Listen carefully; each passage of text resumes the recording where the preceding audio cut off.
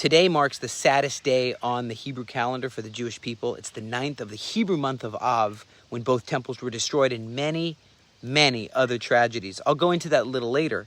But when I think of tragedies, we're in one right now. The hostages, our brothers, our sisters, our sons, our daughters, are being starved right now. They're falsely claiming we're doing that, but they are doing that. They have videos of them purposefully starving our brothers and sisters. Eviatar David was forced to dig his own grave. You see him, skin and bones. And when President Trump of the United States saw this, he burst into tears. He never cries. He's a tough guy. And you see how this tragedy will be one day turned to triumph, I believe, victory for Israel. And the spokesperson of the Hamas, though, is just gloating. He says, this initiative, the October 7th massacre, he says, led to many countries in the West declaring their desire to declare a Palestinian state in September.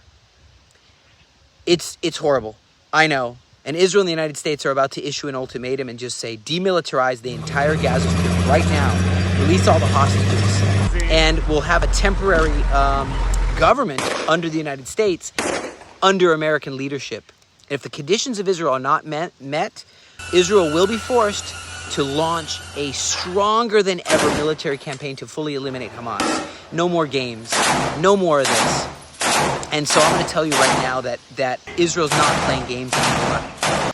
And also in Syria, you know those jihadists there in Syria trying to bring stockpiles of weapons, and in four locations simultaneously Israel came in and removed these weapons in the Hadir area of Syria, and also in other areas. We're finding the tunnels, we're dismantling them in Gaza, removing Hamas infrastructure. And the 179th Brigade is working very, very hard. Yahalom is working very, very hard, tirelessly. And so, guys, I just want to say that, you know, the Combat Engineer Corps has been tirelessly working for 667 days straight. And our Air Force, too. We need to see an end of this. Yahalom just took out a 300-meter-long tunnel. You've probably seen these explosions. But I want to say a little bit more about the 9th of Av. It's such a moment. It's such a tragic moment. I don't know if you know what we feel. Soldiers are sitting on the floor. Soldiers are mourning right now, fasting right now. I'm fasting right now.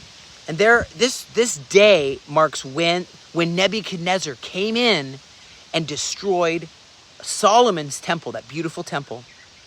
Tradition says also the sin of the spies. You remember that Moses sent a bunch of spies to go and look at the land, and only 2, Joshua and Caleb, brought a good report. The rest of them, 10 spies, brought a bad report. We end up wandering, most of us dying off in the desert, and only being able to fulfill the promise of Aliyah much later. Whew, that's horrible. And again, I said the first temple destroyed by Nebuchadnezzar. It was just set ablaze on the 9th of Av, you know, and you have, on the 10th of Av, actually, that one. But you have the second temple, 70 AD or CE. Titus, emperor, destroys this second, better temple on the same exact time. I mean, do you know about this? You have a massive massacre of Bar Kokhba. He tried to rise up against the Romans, but he was massacred. And this revolt failed in 135 AD and crushed our people. They crucified hundreds of thousands of Jewish people. Do you realize how horrible this day is? This day is commemorated in our history. And you have a Roman commander, Turnus Rufus, and he carried out the leveling of the entire Temple Mount, leveling it. Also, you have the Crusades, the first Crusade, persecuting us. So this day is so horrible, and it doesn't end there.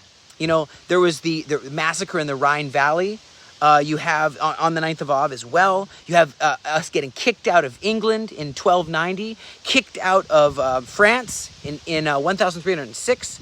You have us, the Alhambra Decree, kicking us out of Spain in 1492.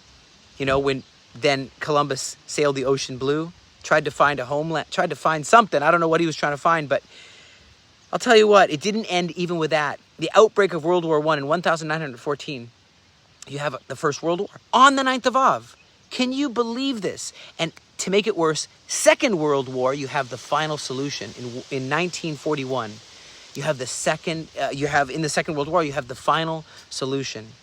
There's so many of these. The deportation to the ghetto, the Warsaw Ghetto, and also when the ghetto was emptied out. All this is on the 9th of Av. I'm telling you.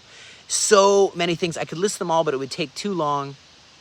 I just want you to remember, guys, that this is a very sad day. Won't you fast with the Jewish people? Won't you mourn with us through this time and believe that from tragedy we'll have triumph?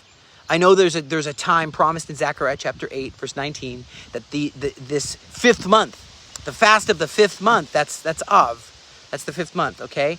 And there's going to be from fasting to feasting, from tragedy to triumph. I definitely believe that will happen. We're not there yet, though. We're not there yet. You got to stand with us and mourn with us and stand in solidarity with the Jewish people who have been through so much. And as I wrap this up, guys, I just want to say thank you for standing with me and sharing these videos for so long. For 667 days, you've shared these videos to groups. You've used them as you said, hey, let's pray along with Yahalom, along with the combat engineers, along with all of the IDF, along with Israel. And to believe for that victory. I believe for full victory, not capitulating to those jihadist, genocidal people. Redeem Israel out of all her troubles. That's what it says in Psalms 25. And you know what? When people say they're not against Israel, they're not against the Jewish people, they're just against Zionists. Well, God has chosen Zion as a place where He will dwell.